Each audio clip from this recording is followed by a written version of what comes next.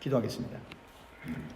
하나님, 오늘 사도 바울의 심정과 또 하나님을 향한 열정, 그리고 하나님을 믿는 예수 그리스도의 보혈을 통하여 하나님의 자녀가 된 그 신자들을 향한 그러한 따뜻한 마음을 살펴봅니다. 하나님, 사도 바울에게 부어주셨던 그 성령을 우리에게도 똑같이 부어주시고 충만케 하여 주셔서 하나님의 깊은 뜻을 깨달으며 하나님의 마음, 예수 그리스도의 인격을 닮아갈 수 있는 저와 사랑하는 교우님들 되게 하여 주시옵소서. 예수님의 이름으로 기도합니다. 아멘.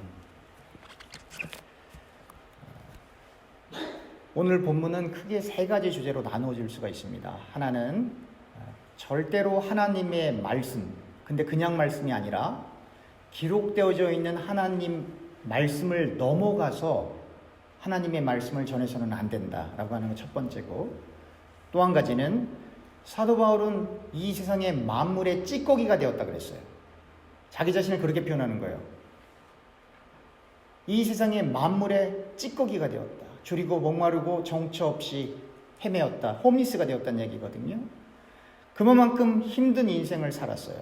근데 그렇게 산 이유가 그 자체의 만족을 얻기 위해서가 아니라 사도 바울을 통해 혹은 다른 복음 전도자들을 통해 예수님을 믿은 고린도 지역에 살고 있는 신자들이, 사도 바울은 그렇게 힘들고 어렵고 궁핍하고 매맞고 억울한 일을 당하고 욕을 당하는 그러한 인생을 살지만, 그러나 사도 바울의 그 헌신적인 삶을 통해 반대로 고린도 지역의 예수 믿는 사람들은 부하고 지혜롭고 존귀하고 안락한 생을 살기를 원했고 실제로 그러한 인생을 살고 있었습니다. 자, 그럼 우리가 여기서 일단 하나님의 말씀은 이제 저희가 다시 성경 구절을 몇 군데 찾아볼 건데요. 그거는 조금 두기로 하고, 우리가 지금 여기서 반드시 살펴봐야 될 것은 많은 사람들이 기독교를 오해하는 경우가 너무 많아요. 가령 기독교를 불교적인 입장에서 이해하는 사람들은 봐라, 사도 바울이 바로 중처럼 인생을 산 게 아니냐라고 주장하는 사람들도 있고, 그리고 예수님을 믿는 사람들은 가난하게 살아야지, 교회가 너무 돈이 많지 않아, 예수 믿는 사람이 왜 이렇게 부해? 라고 비판하는 사람들도 있다 이 말이죠. 그러나 그게 취지가 아니에요. 사도 바울은 제가 지난주 설명드렸던 것처럼 그의 전 인생을 예수님을 닮고 예수님을 위해 완전히 다 드리는 인생을 산 분이에요. 그러니까 예수님이 우리의 죄를 위해서 십자가에서 죽으시고 부활하셨죠. 그러나 부활하시기 이전에 어마어마한 고초를 당했죠. 무엇 때문에요? 우리도 똑같은 그런 고초를 당하라고요? 아닙니다. 예수님이 그러한 고초를 당하심으로 말미암아 우리는 하나님의 자녀가 되고 천국에 들어갈 수 있는 구원을 받게 되는 것이기 때문에 그 희생을 치른 것이지, 우리도 똑같이 매맞고 십자가에 달려 죽으라고 예수님께서 그렇게 하신 게 아니에요. 그러니까 바울이 지금 하려고 하는 건 뭐냐면, 그 예수님의 마음을 달아 이제 기독교가 막 전파되는 그 과정 속에 희생이 필요한데, 정말 예수님이 그리스도라고 하는 것을 알려야 되는 사람이 필요한데, 바울이 바로 그러한 하나님의 종으로 부름을 받았고, 바울은 알고 있었어요. 내가 사도로 부름을 받았다고 하는 건 마치 경기장에서 이 사자나 혹은 검투사들이 나와서 그 경기장에서 사람을 이렇게 죽이는 것처럼, 그와 같은 구경거리가 되고 그와 같은 모욕과 욕을 당하고 만물의 찌꺼기가 되는 그러한 엄청나게 어려운 자리에 있는 것이 하나님의 뜻이다라고 하는 것을 이해했고, 이게 중요한 거예요. 이해했고 받아들였고 기꺼이 그 길을 가고 있는 거예요. 그렇지만 바울이 뭐라고 말을 하냐면, 내가 이렇게 어려운 인생을 살고 있지만, 그리고 내가 세상적으로 볼 때는 우둔해 보이고 그리고 가난하고 정치 없이 떠돌아다니는 홈리스 신세가 되었지만, 그리고 매맞고 욕을 듣고 수만 가지의 어려움을 겪지만, 그러나 이러한 노고를 통해 너희는 지혜롭고 너희는 존귀하고 너희는 부유하다는 거예요. 그럼 우리가 살펴봐야 될 게 있습니다. 우리가 왜 예수를 믿습니까? 여러 가지 답변들이 많이 있지만 오늘의 본문에 비추면 우리가 예수를 믿는 이유는 하나님께 영광을 돌리기 위해서입니다. 우리가 예수를 믿는 이유는 사도 바울처럼 어려운 인생을 살기 위해서 예수를 믿는 게 아니에요. 반대로 고린도 지역에 있는 부유한 사람들처럼 이 세상에서 성공하고 부자가 되기 위해서 예수를 믿는 것도 아니에요. 왜 우리가 예수를 믿는 거냐면 하나님께 영광을 돌리기 위해서입니다. 그 신앙 고백이 우리의 심령 속에 꽉 찰 때 우리가 설령 사도 바울처럼 복음을 전하다가 그러한 어려운 일을 당해도 기쁨으로 그 사역을 완수할 것이고, 우리가 고린도 지역에 있는 예수님을 믿는 사람들처럼 부유한 인생을 살고 있다면 그 또한 감사하며 사도 바울처럼 어려운 일을, 어려운 사역을 감당하고 있는 사람들을 기꺼이 돕는 일에 앞장설 것입니다. 그러니까 우리가 부유에 처하던, 가난에 처하던, 어떠한 어려운 상황에 처하던, 혹은 행복한 상황에 처하던 그 모든 자리가 우리의 수고와 노력 때문에, 혹은 우리의 잘못과 어려움 때문에 그 자리로 떨어졌거나 그 자리를 쟁취한 것이 아니라 하나님의 절대적인 주권과 예정 가운데 우리는 하나님의 은혜와 사랑 가운데 가장 합당한 자리에 있음을 믿고 고백하는 겁니다. 이 스테이트먼, 이 진술이 우리의 마음속에 성립이 돼야 자족할 수 있어요. 이게 성립이 안 되면 자족 못합니다. 다 거짓말이에요. 이게 성립이 안 되면 다 자기의 이익을 위해서 교회를 나오게끔 되어 있어요. 그리고 이게 성립이 안 되면 다른 사람들이 잘 되면 사도 바울은 이렇게 어렵게 살았는데 왜 너는 저렇게 잘 살아라고 비판하게 돼 있어요. 부하게 처하는 것도, 가난하게 처하는 것도, 또 병중에 고통받는 것도, 건강하게 사는 것도, 그게 다 인간이 어떠한 행실을 해서, 어떠한 잘못된 일을 해서, 혹은 잘해서 복을 받거나 심판을 받거나 그러한 개념으로도 어느 정도 성경에서는 이해되는 부분들이 있지만, 그러나 큰 창세기부터 계시록까지 보여지는 하나님의 큰 뜻, 그 하나님의 말씀을 보면 그것이 인간의 어떠한 행동과 어떠한 행위를 통해서 결정되는 것이라기보다는 하나님의 섭리와 하나님의 주권과 하나님의 예정 속에 있다라고 하는 겁니다. 근데요, 이 신앙이 얼마나 도움이 되는지 몰라요. 예를 들면 우리가 인생을 살다가 어려운 일을 당할 때가 있거든요. 정말 가기 싫은데 가야 되는 경우도 있고, 하기 싫은데 해야 되는 경우도 있고, 이런 일은 정말 안 만났으면 좋겠는데 하는데도 만나야 되는 경우들이 우리의 인생 속에 있어요. 근데 그걸 인간적으로 생각하면 도망가고 싶고, 인간적으로 생각하면 마음이 아파요. 그러나 이러한 일을 만나는 것도 하나님의 뜻이지. 그러면 차분해집니다. 담대해집니다. 왜냐하면 하나님이 해결해 주실 것이니까. 하나님이 함께 하시니까. 설령 해결이 안 돼도 하나님이 우리의 인생을 이끌어 주시니까 무서운 게 없는 겁니다. 그래서 우리는 그냥 말씀대로 걸어갈 뿐이에요. 그래서 말씀을 붙잡고 인생을 사는 사람들은 반드시 승리합니다. 또 이 승리라는 개념을 또 이해를 해야 돼요. 승리는 제가 그랬죠. 세상에서 말하는 승리는 내가 저 사람을 밟고 일어나는 게 승리예요. 성경에선 그런 승리 얘기한 적 없어요. 성경에선 우리가 하기 싫어도 하나님의 말씀이 이것이다라고 가르치기 때문에 우리 것을 내려놓고 그 길을 가는 걸 승리라고 하는 거예요. 그래서 예수를 믿으면 반드시 승리합니다. 자, 이제 그러면 기록된 말씀 밖으로 넘어가서는 안 된다라고 하는 부분을 우리가 살펴볼 텐데요. 그러면 지금 바울이 지금 고린도전서를 이렇게 써서 이렇게 보내고 있지 않습니까? 그러면 여기서 기록된 말씀이라고 하는 건 당연히 신약을 얘기하겠습니까? 구약을 얘기하겠습니까? 당연히 구약이에요. 당연히 구약이에요.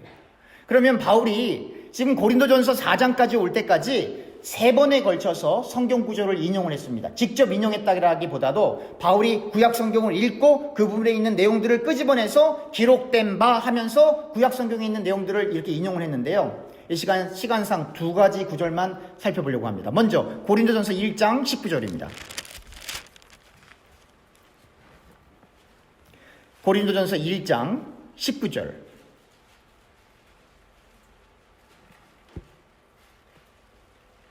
고린도전서 1장 19절 제가 읽겠습니다. 기록된 바 내가 지혜 있는 자들의 지혜를 멸하고 총명한 자들의 총명을 폐하리라 하였으니, 이 부분이거든요. 그런데 이 부분을 정확하게 보려면 우리가 성경 구절을 다시 구약을 어디서 이 바울이 이걸 인용을 했을까를 봐야 되거든요. 그게 어디냐면 이사야 29장 우리 9절부터 14절까지 보겠습니다.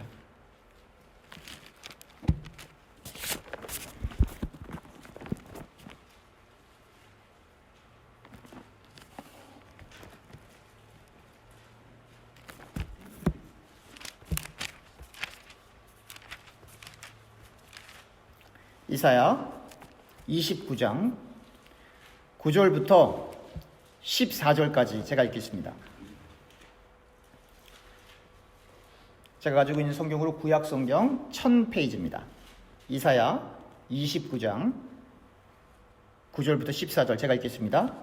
너희는 놀라고 놀라라. 너희는 맹인이 되고 맹인이 되라. 그들의 취함이 포도주로 말미암음이 아니며 그들의 비틀거림이 독주로 말미암음이 아니니라. 대저 여호와께서 깊이 잠들게 하는 영을 너희에게 부어주사 너희의 눈을 감기셨음이니 그가 선지자들과 너희의 지도자인 선견자들을 덮으셨음이라.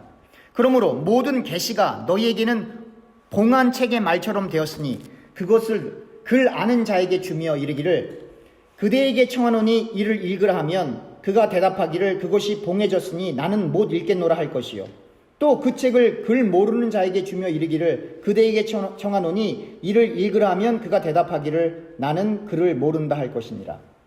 주께서 이르시되 이 백성이 입으로는 나를 가까이 하며 입술로는 나를 공경하나 그들의 마음은 내게서 멀리 떠났나니 그들이 나를 경외함은 사람의 계명으로 가르침을 받았을 뿐이니라. 전통만 따랐다는 얘기예요. 하나님의 말씀 등지고. 이 14절 그러므로 내가 이 백성 중에 기이한 일 곧 기이하고 가장 기이한 일을 다시 행하리니 그들 중에서 지혜의 지혜가 없어지고 명철자의 총명이 가려지리라. 사랑하는 교우님들, 오늘 이사야 29장의 말씀은 집에 가셔서 한번 곰곰이 묵상하시면서 다시 한번 꼭 읽어보십시오. 키포인트는 이겁니다. 백성들이 하나님의 말씀을 깨달을 수 없는 것은 하나님이 그들의 눈을 가려버린 거예요. 왜 가렸냐면 13절 주께서 이르시되 이 백성이 입으로는 나를 가까이 하며 입술로는 나를 공경하나 그들의 마음은 내게서 멀리 떠났나니 그들이 나를 경외함은 사람의 계명으로 가르침을 받았을 뿐이니라. 사람의 계명으로, 사람의 전통으로, 사람의 생각으로, 사람의 경험으로 하나님의 말씀을 곡해하고 있었다라고 하는 거예요. 그래서 하나님께서 사람들의 눈을 가리신 거예요. 술이 취하고 독주에 취해서 비틀거리면 사람들이 책을 읽을 수가 없고 뜻을 깨달을 수 없지만 그보다 더 힘든 것은 하나님께서 그들의 눈을 가리셨기 때문에 하나님의 말씀을 깨달을 수가 없는 것입니다. 10절 대저 여호와께서 깊이 잠들게 하는 영을 너희에게 부어주사 다 잠자게 만들어버린 거예요. 너희의 눈을 감기셨나니 그가 선지자들과 너희의 지도자인 선견자들을 덮으셨습니다. 하나님의 뜻을 알 방법이 없는 거예요. 그러니까 우리가 예수님을 믿은 것도 여러분들과 제가 예수님을 믿은 게 아니에요. 하나님께서 우리의 눈을 열어주신 거예요. 그 눈을 열어주셨기 때문에 예수님이 그리스도라고 하는 것이 믿어진 것이지 여러분들과 제가 능동적으로 내가 예수를 믿어야지 내 믿음으로 구원받는다 이 개념이 아니에요. 성경에서 얘기하는 것. 하나님께서 우리를 불러주셨고 깊은 영으로 잠자게 하셨던 그 영을 하나님께서 거두시고 우리의 눈을 열어서 예수가 그리스도임을 깨닫게 하신 거예요. 그걸 뭐라 그래요?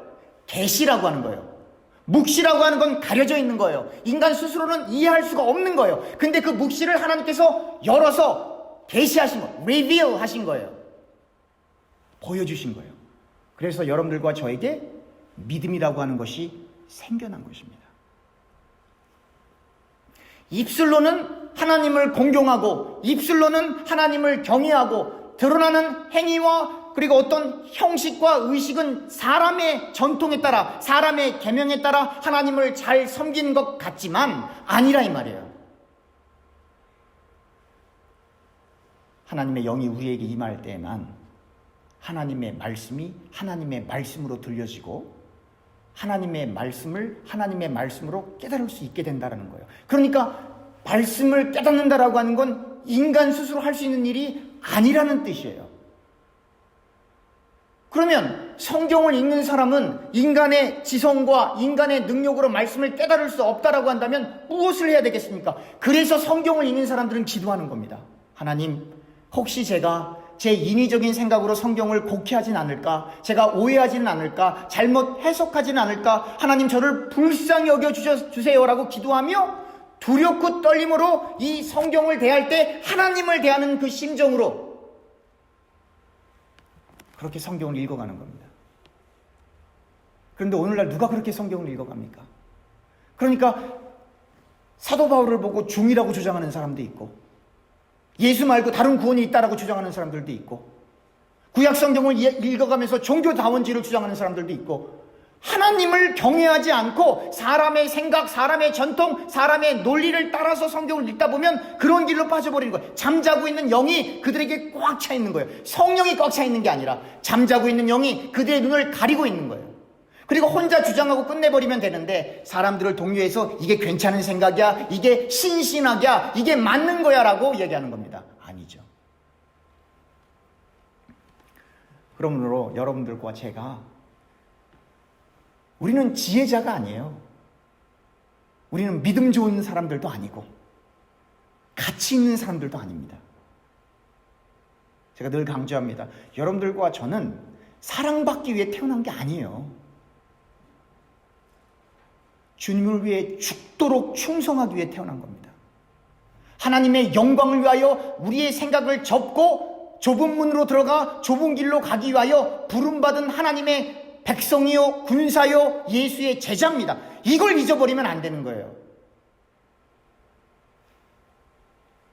그래서 모든 영광은 주께. 오늘 바울이 얘기하고 싶었던 건 얘기는 뭐냐면, 왜 아볼로를 얘기하고, 왜 바울을 얘기하고, 왜 베드로를 얘기하고, 왜 다른 종파를 계속 얘기하는가? 아니야. 우리는 아무것도 아니야. 오직 하나님께만 영광. 우리가 예수 믿은 것은 하나님이 우리의 눈을 열어주셨기 때문이야. 입술로 아무리 하나님을 사랑한다고 고백을 하고 어떠한 정통을 지켜가도 하나님이 우리에게 성신을 부어주시지 않으면 아무 소용없어. 그러니까 자랑할 게 아예 없는 거지 라고 바울이 얘기하는 거예요.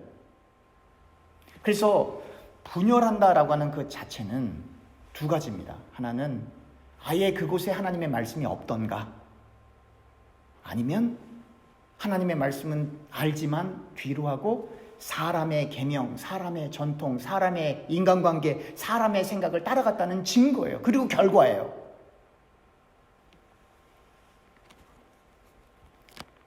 그래서 인간들에겐 명철자가 없어요. 총명자가 없어요. 그래서 여러분들과 저는 전부 그리스도의 종이고 주의 뜻을 올바로 깨닫기 위하여 날마다 무릎 꿇는 예수의 제자일 뿐이에요. 다시 성경으로 돌아갑니다. 고린도 전서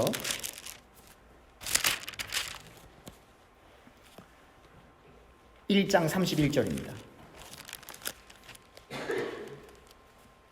자, 고린도전서 1장 31절. 왜 바울이 자꾸 이러한 성경 구조를 이해하냐면, 지금 고린도 교회에 분열이 생겼어요. 아볼로파, 게바파, 바울파, 이런 식으로 분열이 생겼거든요. 그것에 대해서 바울이 지금 성경 구조를 계속 인용하는데, 계속 강조하는 건 뭐냐면, 하나님께 영광이 아니고 하나님께만 영광이에요. 인간은 아무것도 아니야. 그걸 지금 강조하고 있는 거예요. 자, 고린도전서 1장 31절 제가 읽겠습니다. 기록된 바 자랑하는 자는 주 안에서 자랑하라 함과 같게 하려 함이라. 자, 이거 분명히 설명드렸죠. 주 안에서 자랑하는 사람은 자기 걸 드러낼 수가 없어요. 주 안에서 자랑하는 사람은 자기의 어떤 잘됨 혹은 자기의 성공을 자랑할 수가 없어요. 내가 예수를 잘 믿었더니 내가 이렇게 성공했습니다. 그런 간증을 할 수 없다 이 말이에요. 성경에서 말하는 건 그런 게 아니기 때문에. 무슨 이야기인지는 알아요. 예수 안 믿는 사람들에게 어떤 예수님을 믿으면 잘 된다라고 하는 걸 주기 위해서 그렇게 하는 걸 알아요. 제가 모르는 바가 아니에요. 그러나 바울이 이야기하고 있는 바는 뭐냐면, 주 안에서 자랑하라. 그 얘기는 뭐냐면, 너는 자랑할 수 없다는 거예요. 왜냐하면 너의 잘됨은 너의 노력이 아니기 때문에, 하나님의 은혜이기 때문에. 자랑할 수 있다면 그냥 하나님의 영광만 얘기하라는 거예요. 그래서 제가 간증을 안 시키는 거예요. 근데 이 구조를 바울이 어디서 인용을 했냐면 예레미야입니다. 예레미야 9장 23절입니다.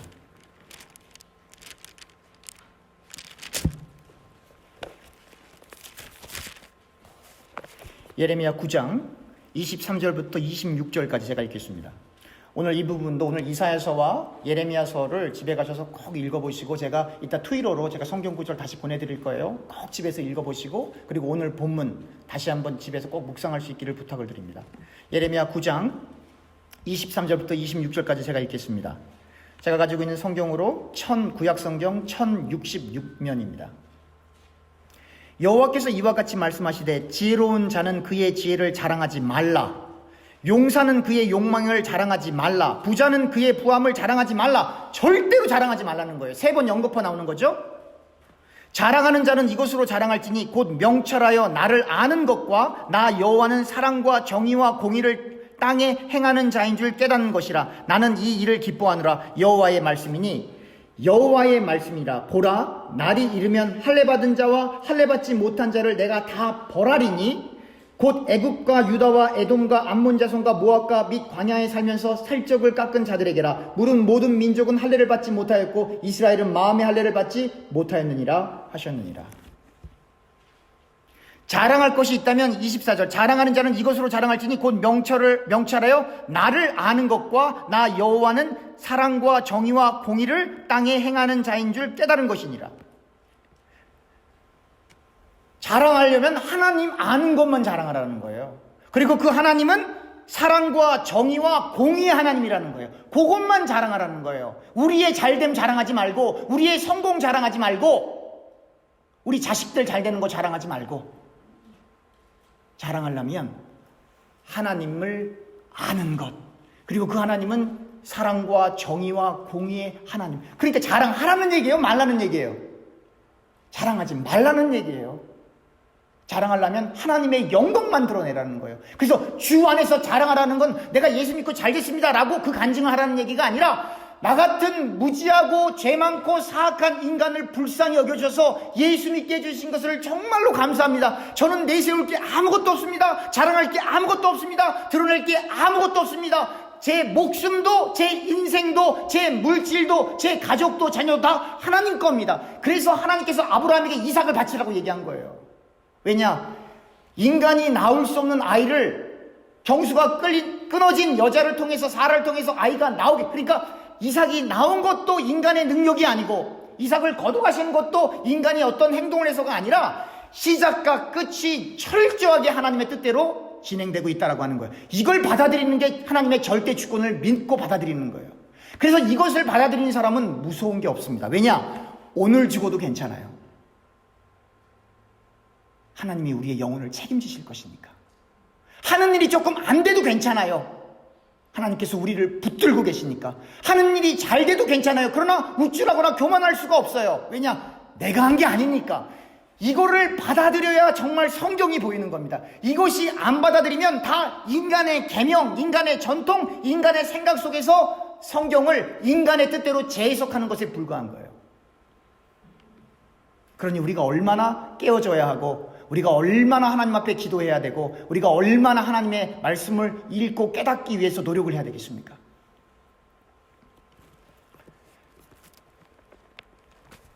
우리가 성경 구절 보니까 시간이 많이 안 지나서 한 구절 더 찾아보겠습니다. 고린도전서 3장 19절입니다. 고린도전서 3장 19절 제가 읽겠습니다. 이 세상 지혜는 하나님께 어리석은 것이니, 그러니까 이 세상에 아무리 박식하고 유능하고 똑똑하고 어찌됐건 하나님 안 믿고 예수님 안 믿고 하여튼 유명한 모든 사람, 그 세상의 모든 지혜는 하나님께 어리석은 것이니 기록된 바 하나님은 지혜 있는 자들로 하여금 자기의 꾀에 빠지게 하시는 이라 하였고, 이 부분은 바울이 욥기를 통해서 인용한 부분입니다. 그래서 우리가 욥기를 찾아가도록 하겠습니다. 욥기 5장 9절부터 16절까지 한번 보도록 하겠습니다. 욥기 5장 9절입니다.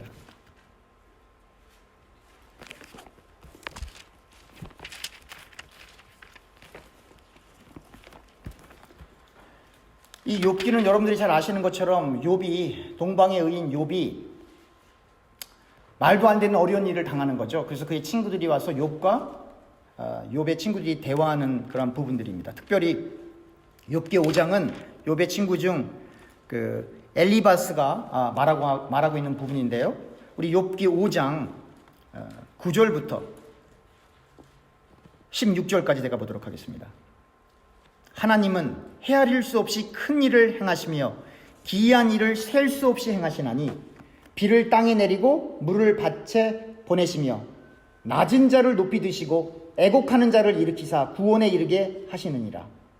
하나님은 교활한 자의 계교를 꺾으사 그들의 손이 성공하지 못하게 하시며 지혜로운 자가 자기의 계략에 빠지게 하시며 강교한 자의 계략을 무너뜨리심으로 그들은 낮에도 어둠을 만나고 대낮에도 더듬기를 밤과 같이 하느니라. 하나님은 가난한 자를 강한 자의 칼과 그의 입에서 또한 그들의 손에서 구출하여 주시나니 그러므로 가난한 자가 희망이 있고 악행이 스스로 입을 다무느니라. 여러분들과 제가 나는 참 지혜로워 라고 생각한다면 우리는 진짜 교만한 겁니다. 여러분들과 저는 지혜롭지 않습니다.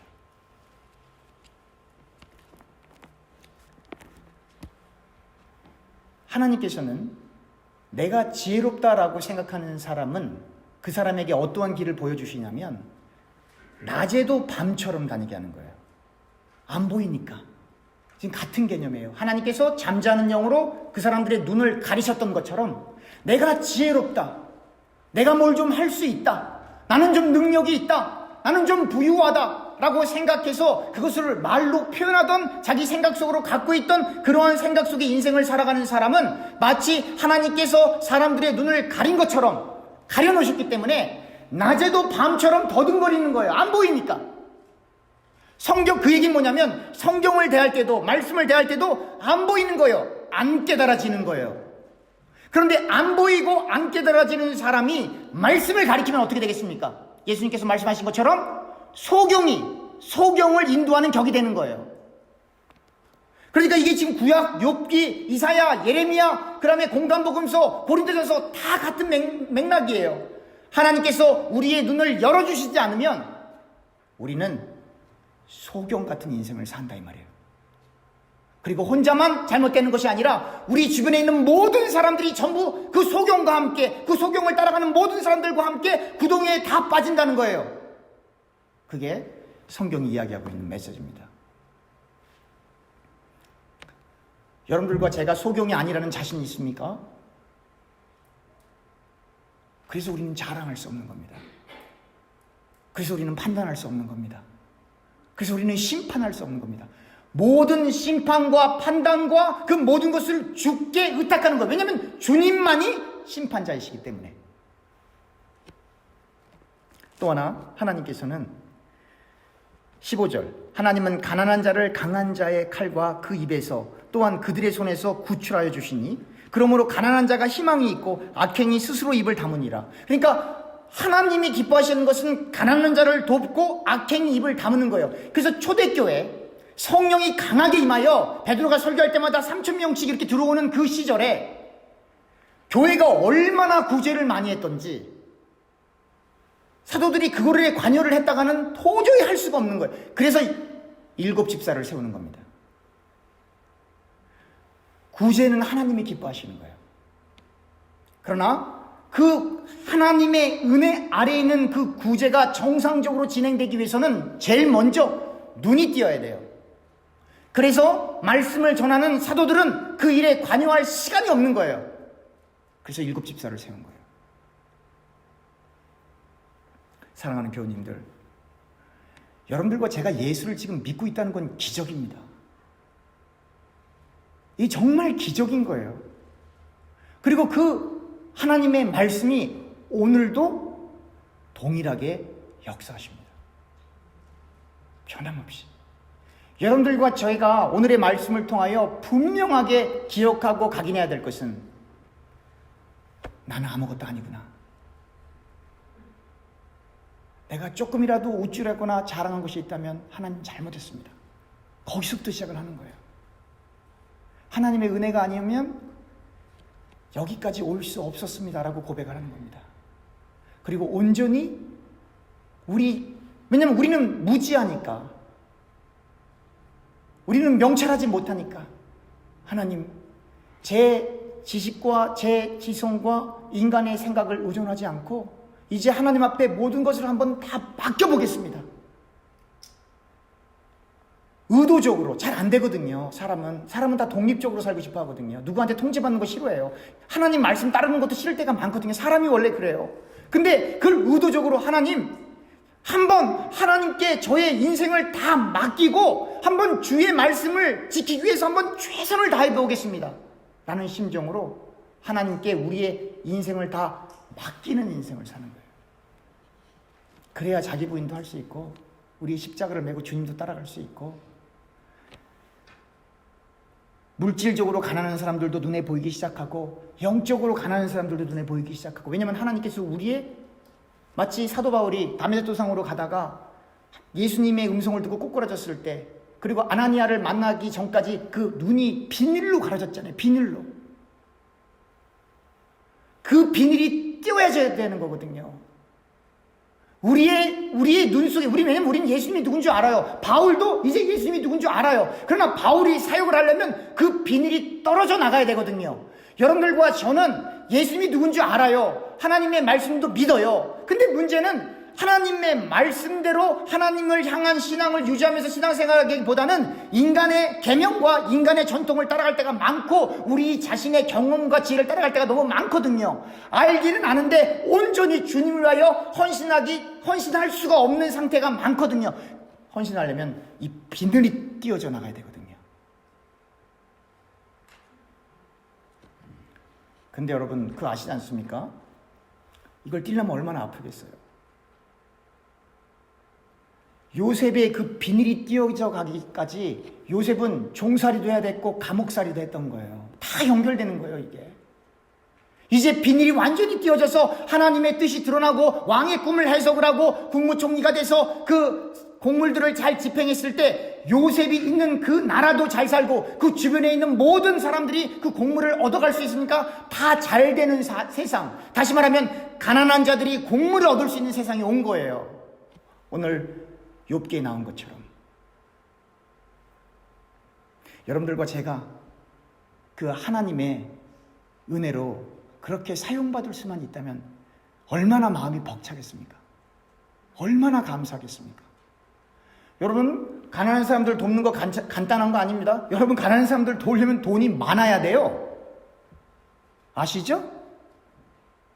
이게 무슨 얘기냐면, 너희는 먼저 그의 나라와 그의 의를 구하라, 그리하면 이 모든 것을 더해 주시라. 그런 말씀 속에는 우리의 필요만 채워준다라고 하는 것이 아니에요. 하나님은 우리의 비늘이 띄어지고, 우리 스스로도 못 돼요. 성령의 능력으로 우리의 비늘이 완전히 띄어지고 우리의 생각이 완전히 뒤로 가고 주님을 위해 죽으면 죽으리다라고 하는 신앙을 가지고 하나님 앞에 나와서 하나님의 말씀을 붙들고 신앙생활을 하게 되면, 때로는, 항상 그런 것은 아니지만 때로는 우리가 생각할 수 없는 물질도 엄청 주실 때도 많아요. 그런데 주의할 게 있어요. 그게 우리 게 아닙니다, 여러분. 하나님은 우리를 하나님의 도구로 사용하시기 원하시는 거예요.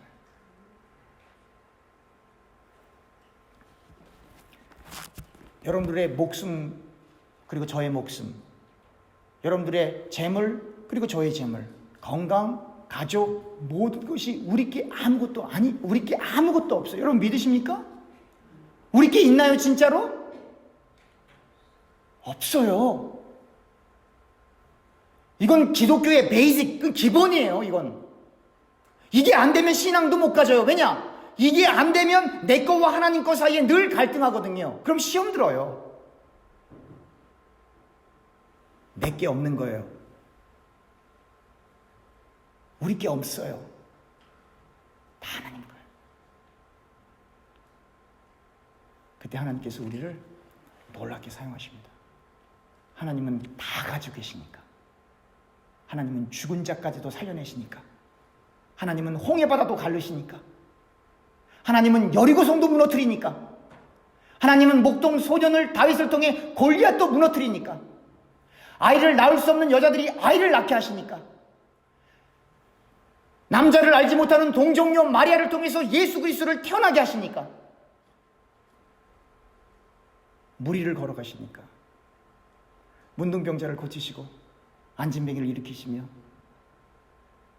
앞을 보지 못하는 사람의 눈을 열게 하시고 오병이의 기적을 하시며 다 뭡니까?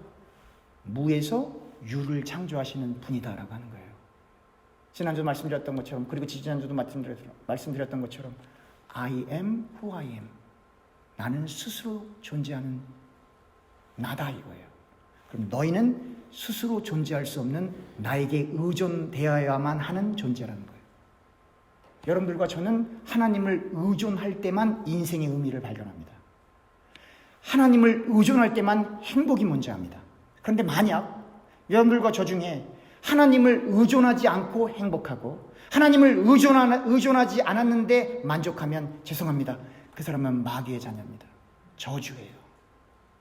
그래서 그 유명한 복음성처럼 이 세상엔 만족함이 없네요. 그게 우리의 고백이어야 되는 거예요. 여러분들과 제가 이 세상에서 무엇 때문에 만족하고 있다면 우리는 잘못된 길을 가고 있는 겁니다. 우리는 그리스도 안에서 하나님 안에서만 만족할 수 있도록 창조된 하나님의 자녀입니다. 기도하겠습니다.